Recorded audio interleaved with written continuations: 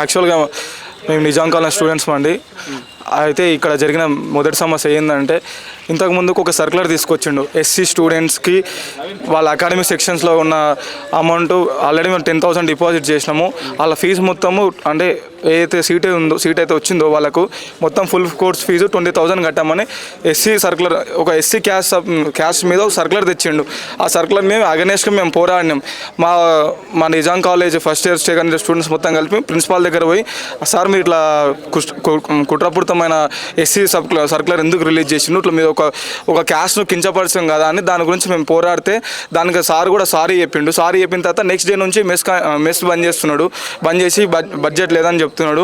ఇదే సార్ ఈ బడ్జెట్ లేదని మేము అందరు కలిసి నిన్న వీసీ ఆఫీస్కి వెళ్తే వీసీ సార్ కూడా చేతులు ఎత్తేస్తుండు.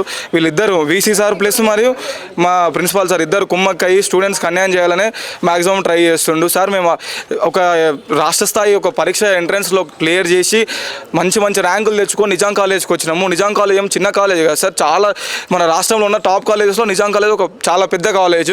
దాంట్లో మేము సీట్ కొట్టినాం సార్, దాంట్లో సీట్ సంపాదించాం సార్. మేము అన్ని అట్టడుగు వర్గాలకు వెళ్ళి కింది స్థాయికి వెళ్ళి వచ్చి మేము సంపాదించుకున్నాము. ఇప్పుడు మాకు ఫుడ్ లేదు, కావాలని ఏదోదో చేస్తున్నారు, ఇబ్బంది గురి చేస్తున్నారు. ఇది ఏం సార్ ఇది కరెక్టేనా సార్?